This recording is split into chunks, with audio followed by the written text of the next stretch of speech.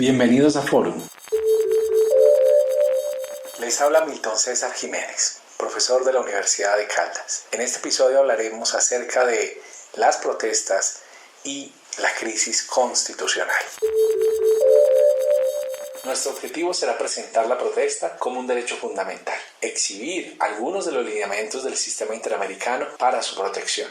También revisaremos algunas de las principales cifras que dejan las protestas desarrolladas en Colombia durante el año 2021. Por último, hablaremos acerca de la idea de crisis constitucional y la posibilidad de que las protestas fomenten el desarrollo de un poder constituyente originario. El derecho a la protesta es un derecho fundamental, esto es, un derecho que no requiere ningún desarrollo legal, ninguna autorización para poder ser ejercido por cualquier ciudadano, en todo tiempo y en todo lugar.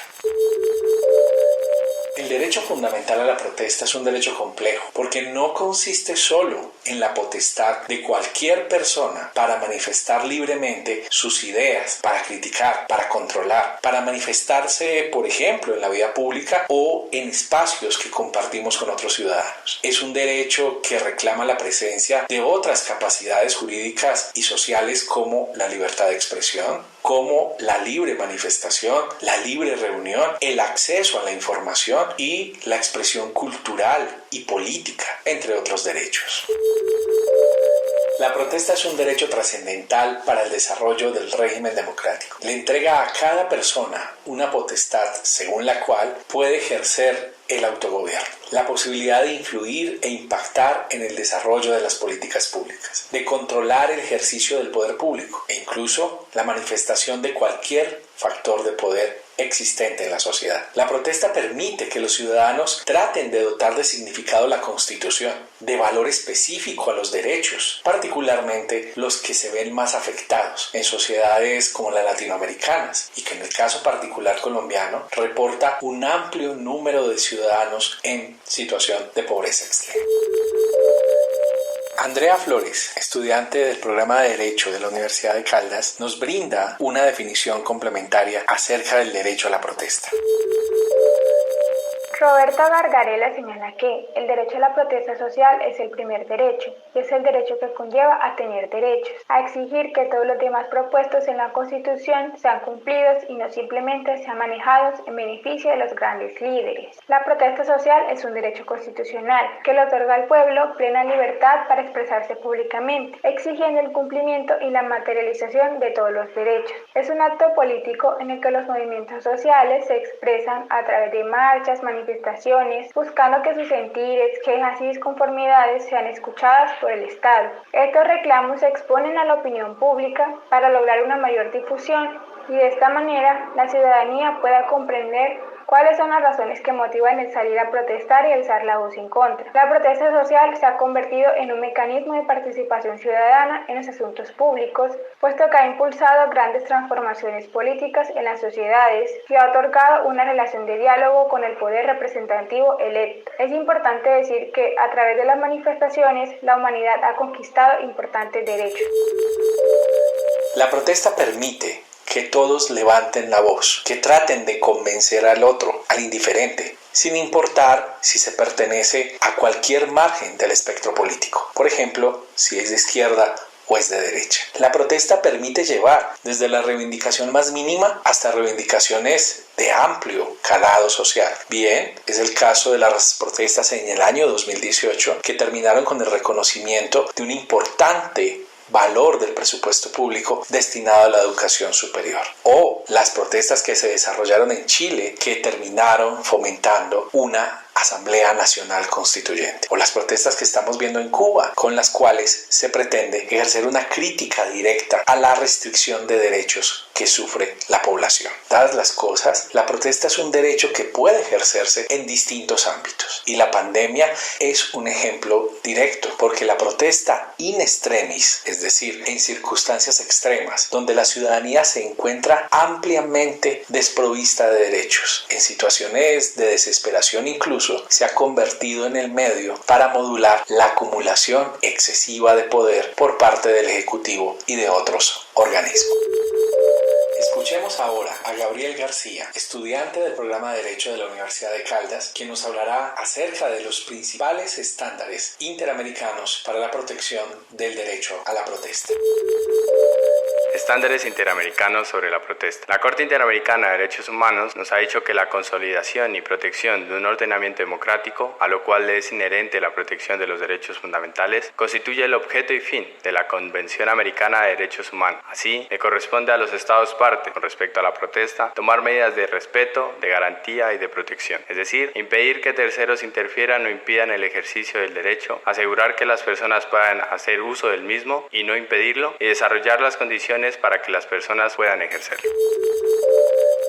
Por la importancia, resaltamos entre los diversos estándares lo siguiente. Primero, ante la protesta siempre debe primar el diálogo, y el Estado está en la obligación de crear canales para que se desarrolle. 2. Frente al uso de la fuerza, en cuanto a acciones preventivas y concomitantes, debe ser mediante un uso diferenciado, progresivo y proporcional, es decir, debe crear un marco jurídico que garantice la protección y desarrollo de las manifestaciones, orientando su accionar de forma excepcional, dirigida principalmente por los principios de legalidad, es decir, que esté destinada a obtener un objetivo legítimo, también por el principio de absoluta necesidad, es decir, que exige que el uso de la fuerza solo es admisible cuando no existan otros medios menos lesivos, y por el principio de proporcionalidad, que supone que los medios deben corresponder a la resistencia ofrecida y al peligro existente. 3. Se resalta que el derecho a la reunión y manifestación es propio de cada persona individualmente. Con ello, los actos violentos de algunas personas no pueden ser atribuidas a otras, no pueden ser justificantes para acabar con el derecho del resto de los ciudadanos. Esto se liga con el principio de que se es responsable del hecho propio y no del de los terceros. 4. Con ello, el uso de armas de fuego es absolutamente excepcional,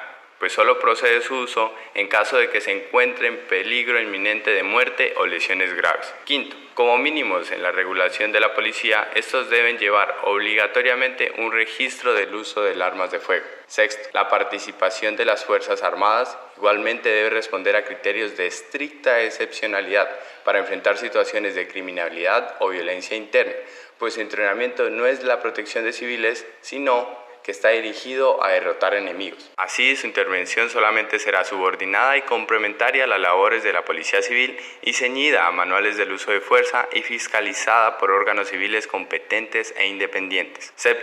Si por el uso de fuerza se genera un daño, el Estado está obligado a garantizar la asistencia médica lo antes posible. 8. Como si no fuera obvio, el actuar de todos los agentes debe estar dirigido a la captura y no a la privación de la vida. 9. Existe una presunción de que toda manifestación es convencional, constitucional y legal.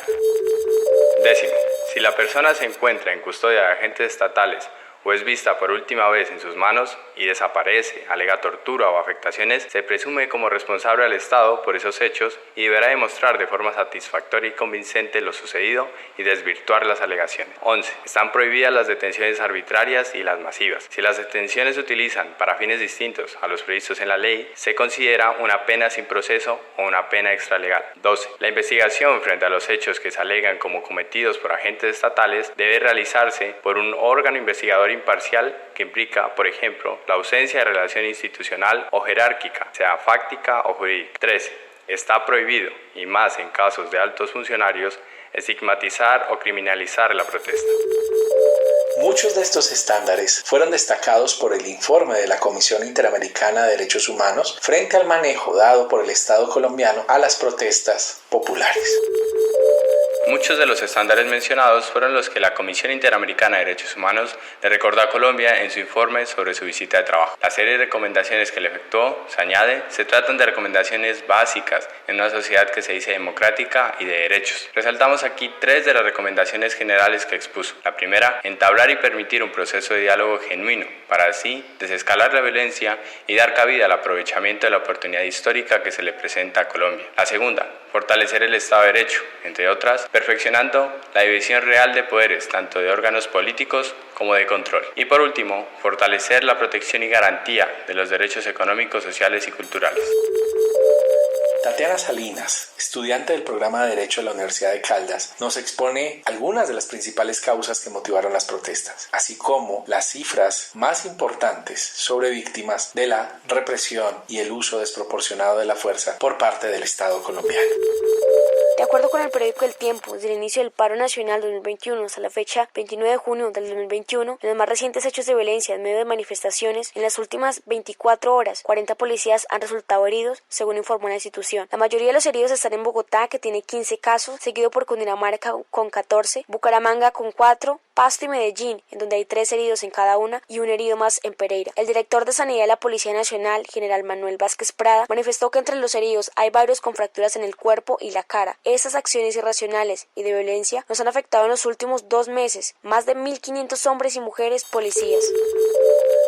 A partir de esta definición, Colombia hace su voz de rechazo e inconformidad, saliendo a las calles con el fin de lograr un cambio que traza un antes y un después. Y es que en el marco del paro nacional se ha vislumbrado una realidad en nuestro país que muestra la enorme brecha de desigualdad, clasismo, discriminación, el abuso de la fuerza policial, los asesinatos contra líderes sociales y la constante violación a los derechos humanos que sufren las personas que permanentemente están luchando por sus derechos y los del mismo pueblo. Los ciudadanos protestan por una mejor educación y de calidad, por tener acceso a una buena y adecuada salud, una vivienda digna, por una igualdad de oportunidades para hombres y mujeres, por mejores ofertas y más empleos, por una pensión más justa, y esto no ha sido fácil. Según cifras Alianza Indepaz y Temblores, se logró establecer entre el 28 de abril y el 28 de junio del 2021 75 asesinatos en el marco del paro nacional, de los cuales 44 han sido con presunta autoría de la fuerza pública, 83 víctimas de violencia ocular, 28 víctimas de violencia sexual, 1.832 detenciones arbitrarias, 1.468 casos de violencia física, con un total de 3.486 casos de violencia policial.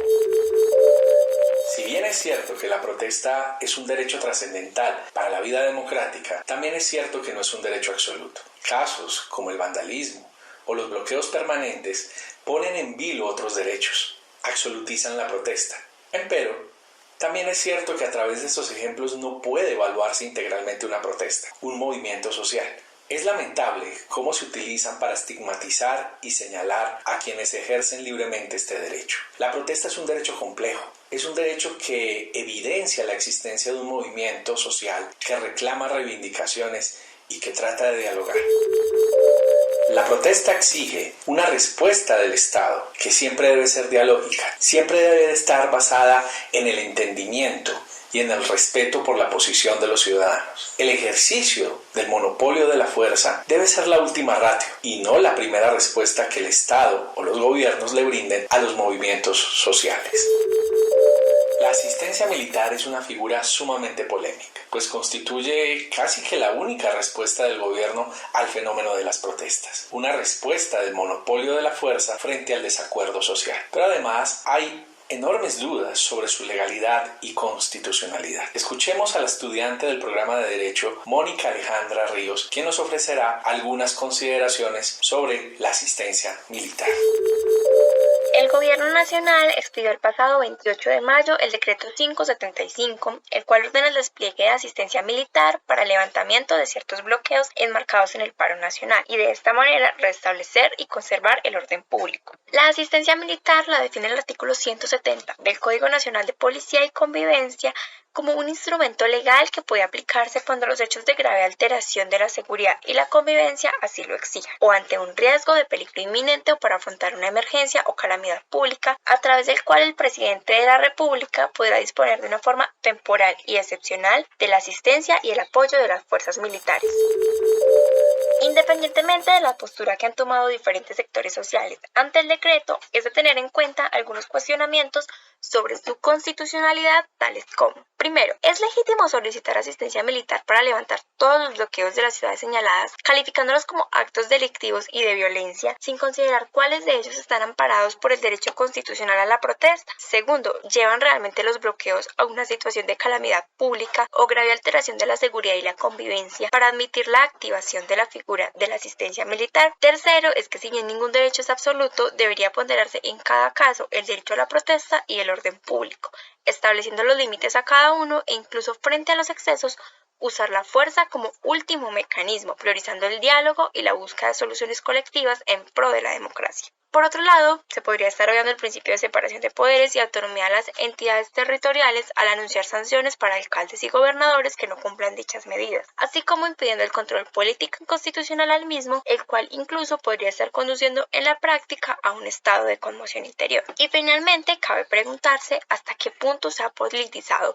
tanto las protestas como las decisiones y medidas medidas de control que han sido adoptadas por el gobierno. En el marco de las protestas, se ha hablado de la posibilidad de una Asamblea Nacional Constituyente. Escuchemos